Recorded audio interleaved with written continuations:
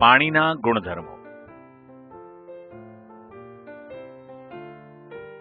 આપણે જાણીએ છીએ કે પૃથ્વી પરના દરેક સજીવનું જીવન ટકાવી રાખવા માટે પાણી અગત્યનો ઘટક છે.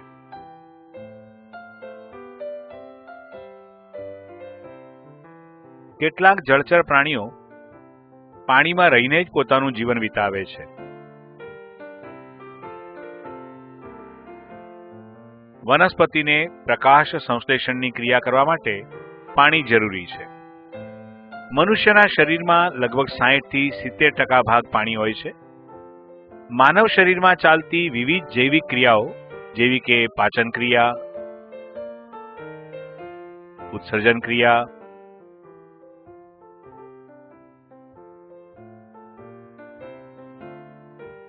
રુધિરાભિસરણ ક્રિયા વગેરે માટે પાણી આવશ્યક છે. આ ઉપરાંત શરીરનું તાપમાન જાળવી રાખવા માટે પાણી જરૂરી છે. જો અમુક દિવસો સુધી પાણી ન મળે કે કોઈ કારણસર શરીરમાંથી વધુ પ્રમાણમાં પાણી ગુમાવાય તો ડિહાઇડ્રેશન થાય છે અને મૃત્યુ પણ થઈ શકે છે. આ ઉપરાંત સવારે ઉઠીને બ્રશ કરવામાં, શૌચક્રિયા માટે, સ્નાન કરવા માટે, રસોઈ માટે કે પીવામાં, કપડાં ધોવામાં, વાસણ માંજવામાં અને બીજા અનેક કાર્યો કરવા માટે આપણે પાણીનો ઉપયોગ કરીએ છીએ. આમ જીવનના દરેક તબક્કે પાણી વગર ચાલે તેમ નથી. એટલે જ કહેવાયું છે કે જળ એ જ જીવન. આવા પાણી વિશે પ્રાથમિક જાણકારી મેળવીએ. શુદ્ધ પાણી રંગવિહીન, ગંધવિહીન અને સ્વાદવિહીન હોય છે. તે પારદર્શક પ્રવાહી છે. સામાન્ય તાપમાને પાણી પ્રવાહી સ્વરૂપમાં હોય છે. પાણીને 0 ડિગ્રી સેલ્સિયસ તાપમાને ઠંડુ પાડવામાં આવે છે ત્યારે તે ઘન સ્વરૂપમાં ફેરવાય છે, જેને આપણે બરફ કહીએ છીએ. પાણી કરતાં બરફ હલકો હોય છે.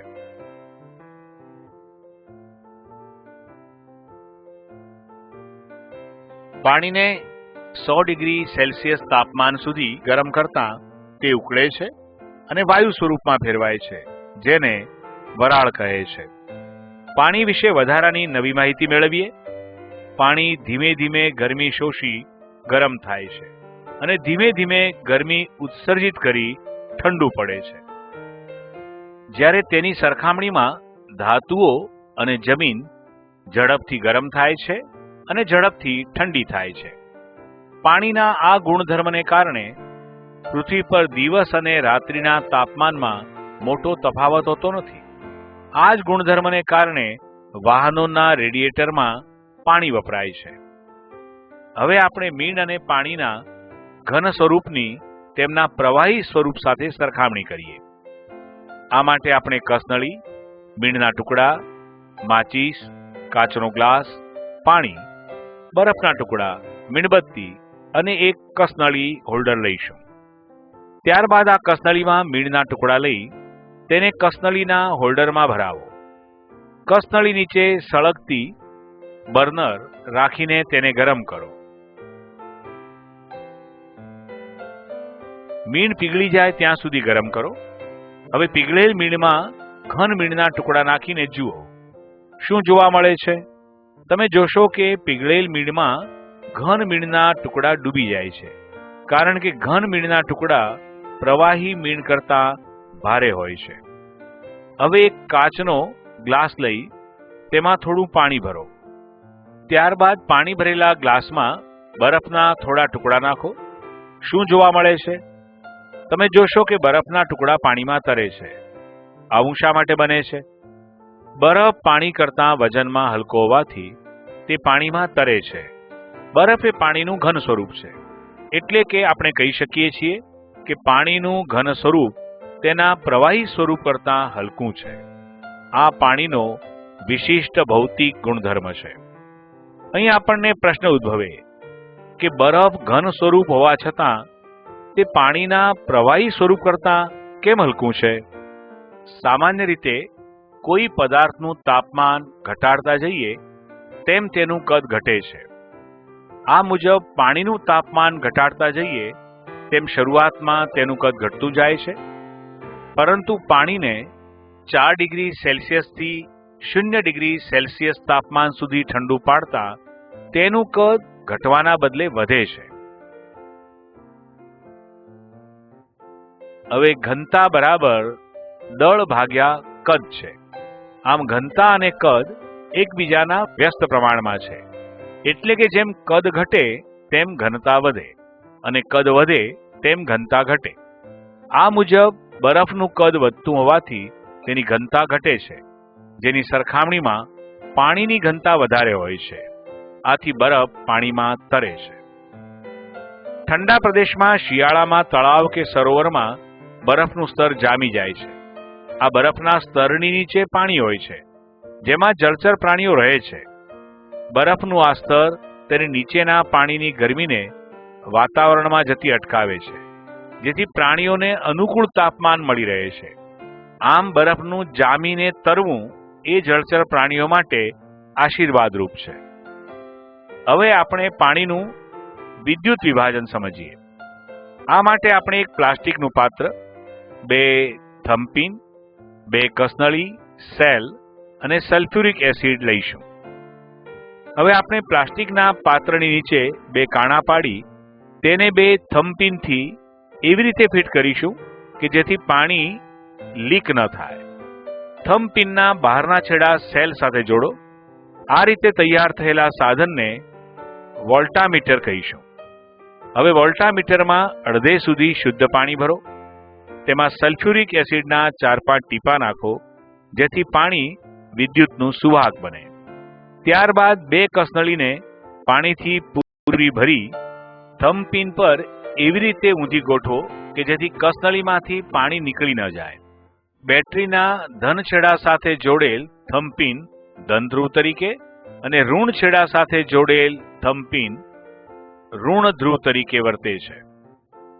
ધન ધ્રુવને એનોડ અને ઋણ ધ્રુવને કેથોડ કહે છે.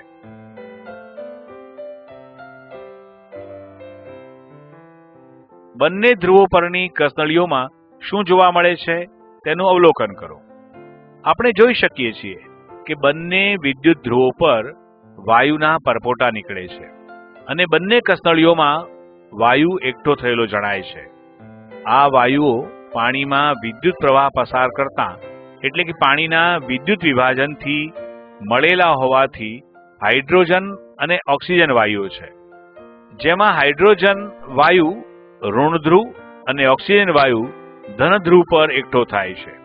આ બંને કસનળીઓમાં એકઠા થયેલ વાયુઓમાં ઋણ ધ્રુવ પરની કસનળીમાં એકઠા થયેલા હાઇડ્રોજનનું પ્રમાણ વધારે હોય છે.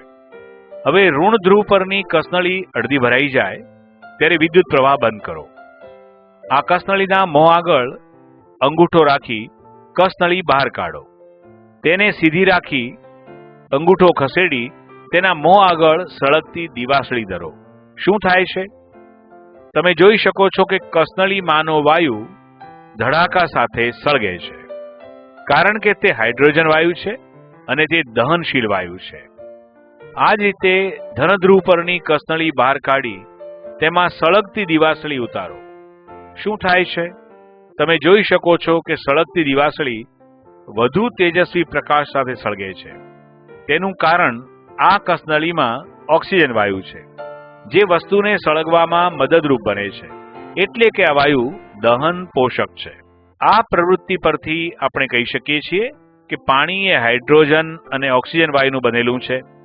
આ ઉપરાંત કસનળીમાં તેમના જોવા મળતા પ્રમાણ પરથી કહી શકાય કે તેમાં હાઇડ્રોજનની માત્રા ઓક્સિજન કરતાં બમણી છે.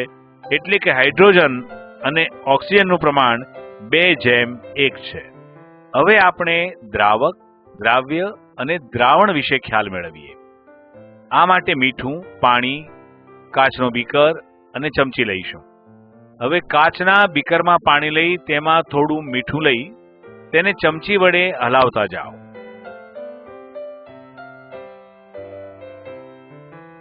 શું થાય છે? તમે જોશો કે મીઠું પાણીમાં ઓગળતું જાય છે.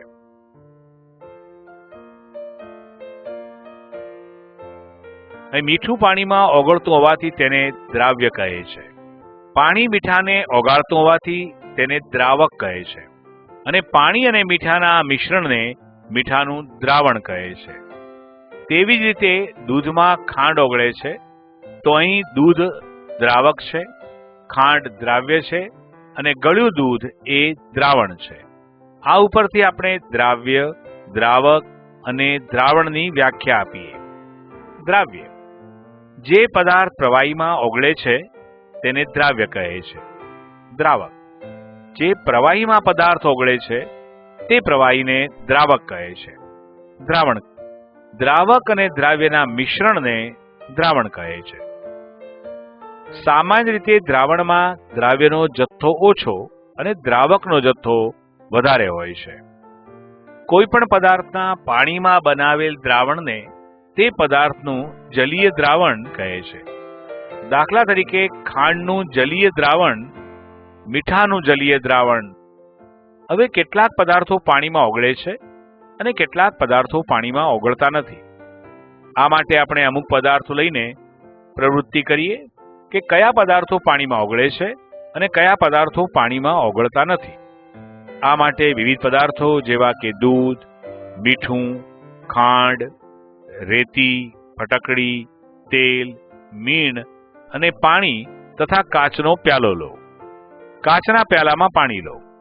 તેમાં એક પછી એક દરેક પદાર્થ નાખતા જાઓ. દૂધ પાણીમાં ઓગળે છે. ખાંડ,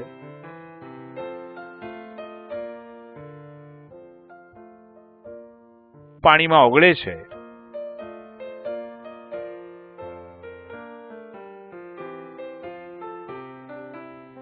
મીઠું પાણીમાં ઓગળે છે. ફટકડી પાણીમાં ઓગળે છે. રેતી પાણીમાં ઓગળતી નથી. તેલ પાણીમાં ઓગળતું નથી.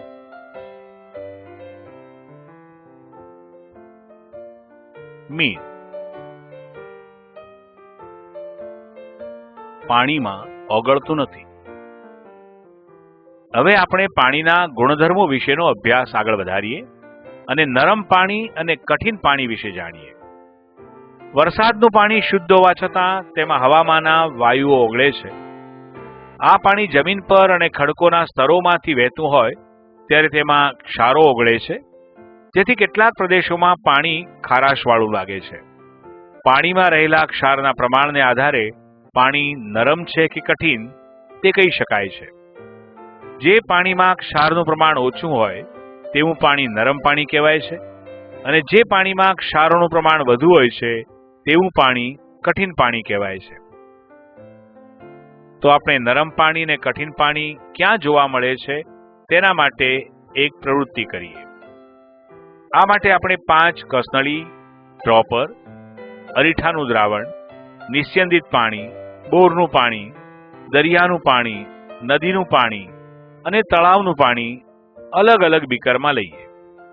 ત્યારબાદ એક ડ્રોપરની મદદથી દરેક પાણીના બીકરમાંથી થોડું પાણી અલગ અલગ કસનળીઓમાં લઈએ અને દરેક કસનળી પર નમૂનાનું નામ લખીએ.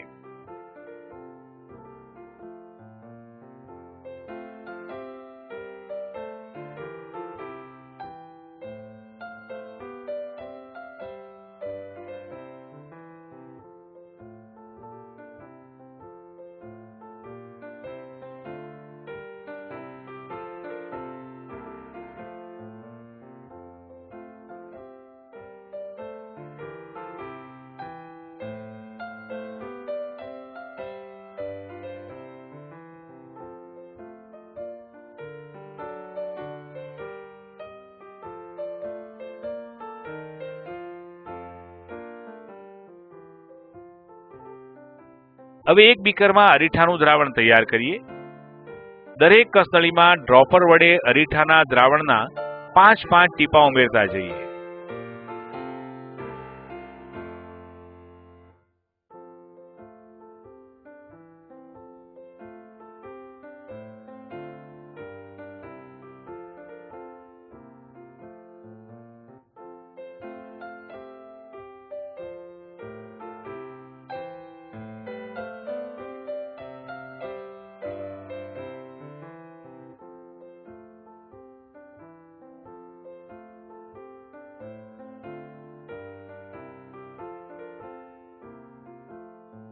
હવે વારાફરતી કસનળીઓને હલાવીએ.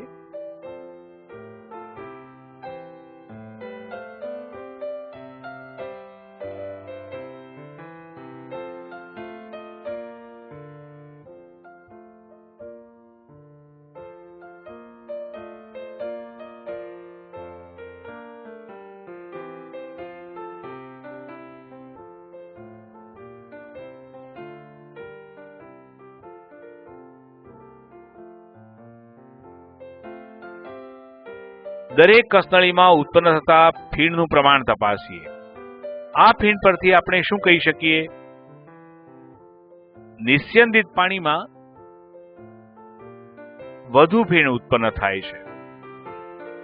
દરિયાના પાણીમાં અને બોરના પાણીમાં સૌથી ઓછું ફીણ ઉત્પન્ન થાય છે, જ્યારે નદીના પાણી અને તળાવના પાણીમાં મધ્યમ સ્તરનું ફીણ ઉત્પન્ન થાય છે.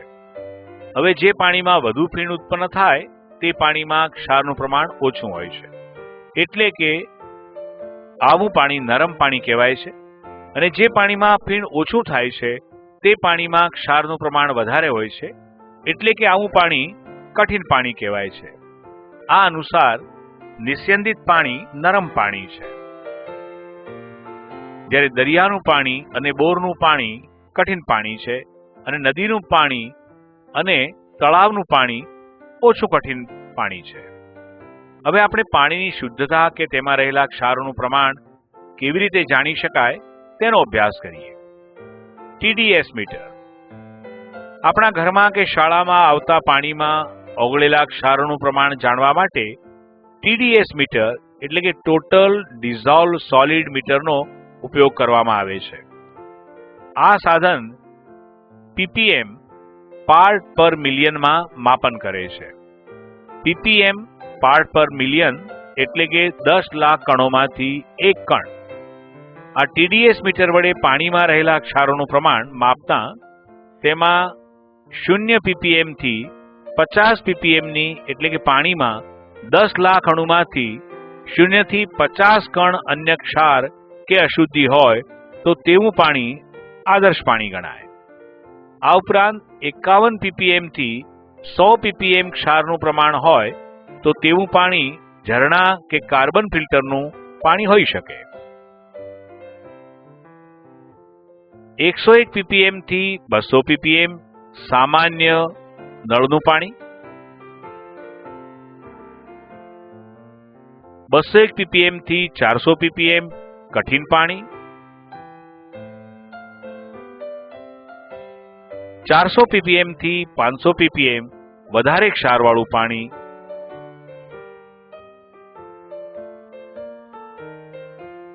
500 ppm થી ઉપર ક્ષારનું પ્રમાણ હોય તો પીવા માટે હાનિકારક પાણી કહેવાય.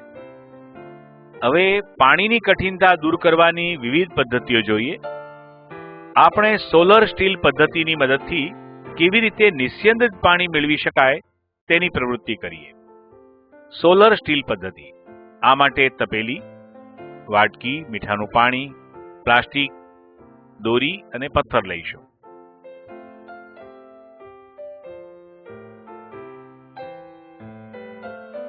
હવે તપેલીની મધ્યમાં વાટકી મૂકો.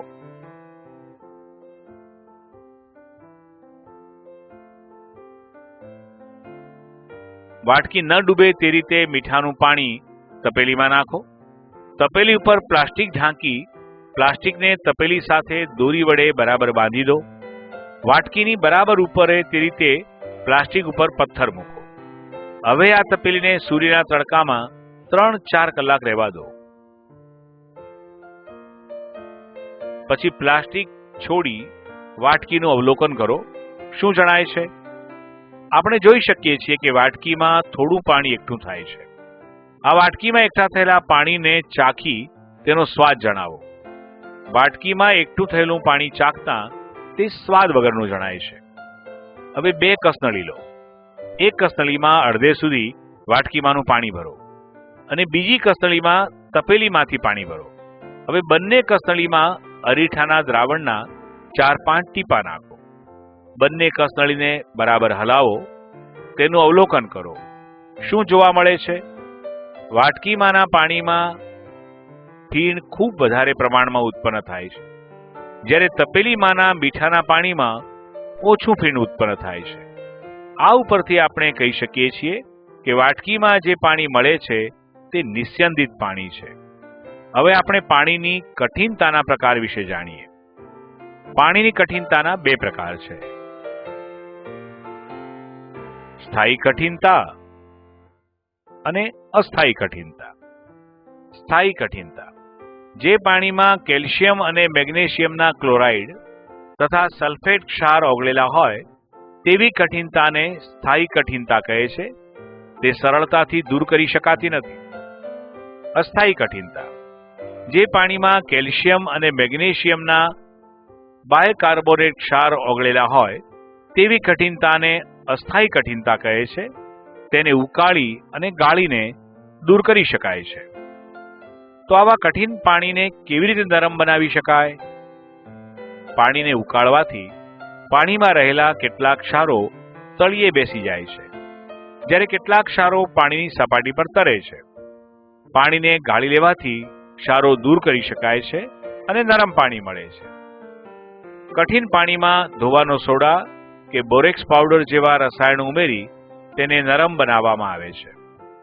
કઠિન પાણીનું નિસ્યંદન કરવાથી મળતા નિસ્યંદિત પાણીમાં દ્રાવ્ય ક્ષારોની અશુદ્ધિ હોતી નથી.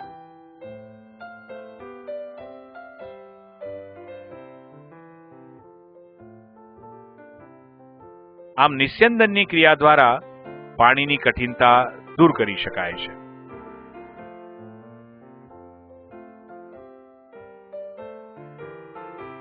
હવે આપણે પાણીનું શુદ્ધિકરણ સમજીએ.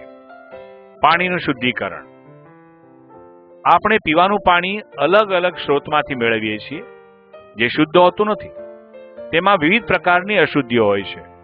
પાણીમાં મુખ્યત્વે 3 પ્રકારની અશુદ્ધિઓ હોય છે.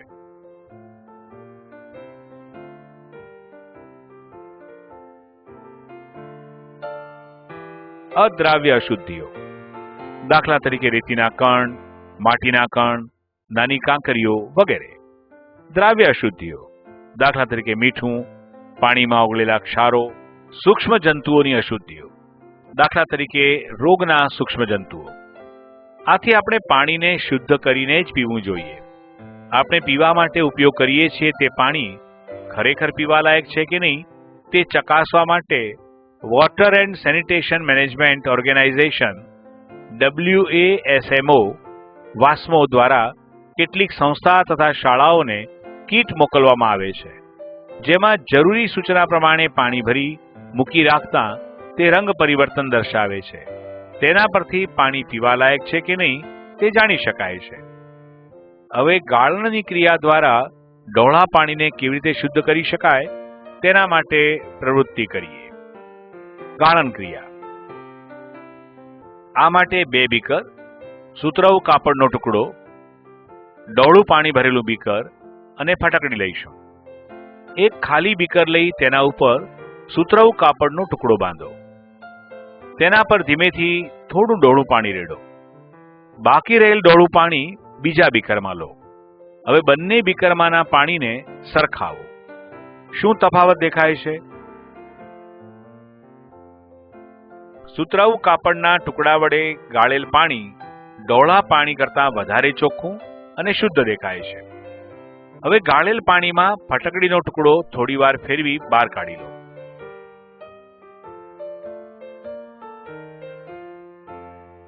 પાણીને અડધો કલાક રહેવા દો.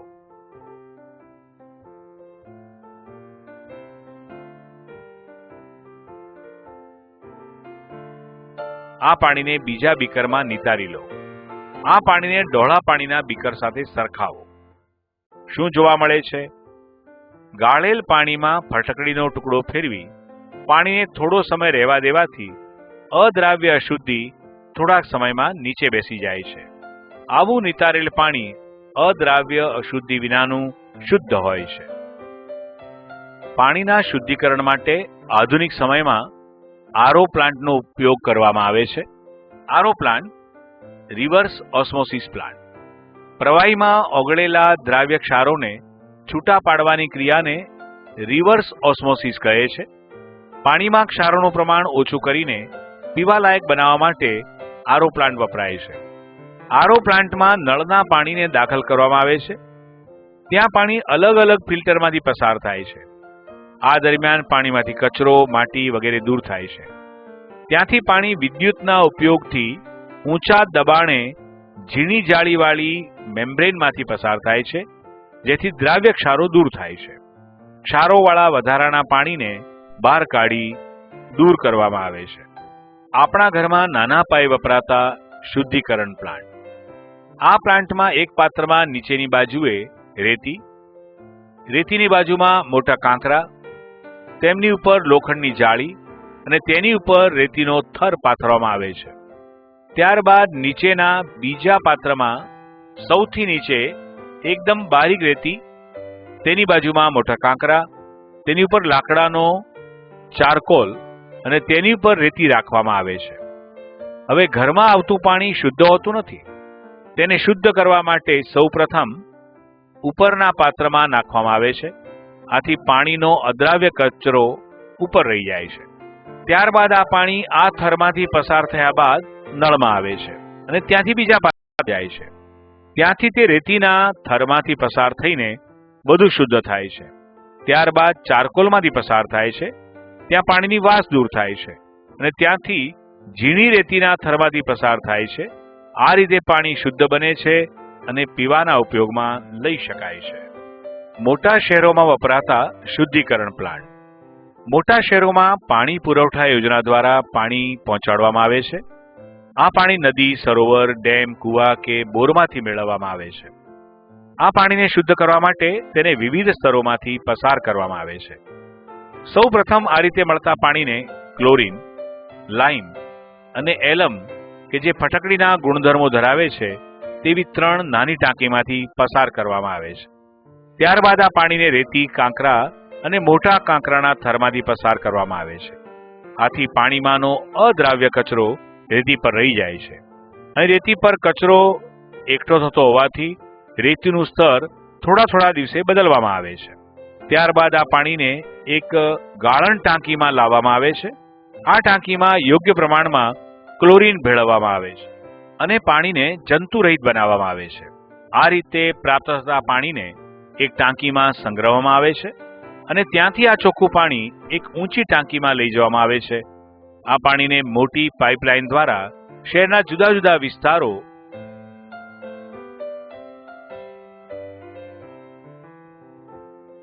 અને ત્યાંથી નાની પાઇપો વડે ઘરોમાં પહોંચાડવામાં આવે છે.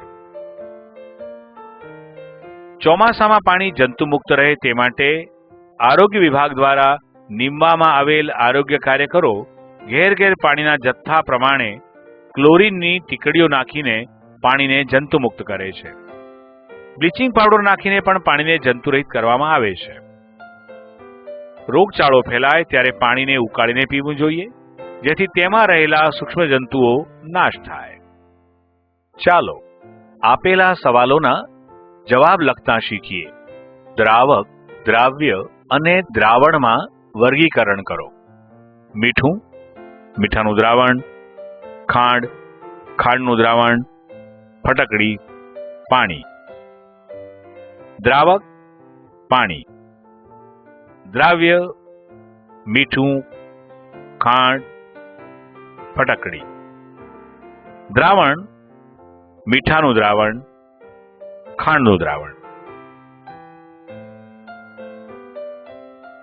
હાલના સમયમાં પાણી શુદ્ધ કરવા માટે કયા કયા સાધનો વપરાય છે? હાલના સમયમાં પાણી શુદ્ધ કરવા માટે એક્વાગાર્ડ, આરઓ પ્લાન્ટ, વોટર ફિલ્ટર અને આધુનિક ગાળણપત્રો વપરાય છે. મોટા શહેરોમાં પાણીને શુદ્ધ કરવા માટે પાણી શુદ્ધિકરણ પ્લાન્ટ હોય છે. તમારી શાળામાં પીવાના પાણીના શુદ્ધિકરણ માટે શી વ્યવસ્થા છે? અમારી શાળામાં પીવાના પાણીના શુદ્ધિકરણ માટે આ મુજબની વ્યવસ્થા છે. પીવાના પાણીની ટાંકીમાં અવારનવાર ક્લોરીનની ટીકડીઓ કે બ્લીચિંગ પાવડર નાખીને પાણીને શુદ્ધ કરવામાં આવે છે. ત્યારબાદ આવું શુદ્ધ પાણી નળમાં આવે તેની તકેદારી રાખવામાં આવે છે. એક્વાગાર્ડ વડે પાણી જંતુરહિત કરી વોટર કુલરમાં ભરવામાં આવે છે.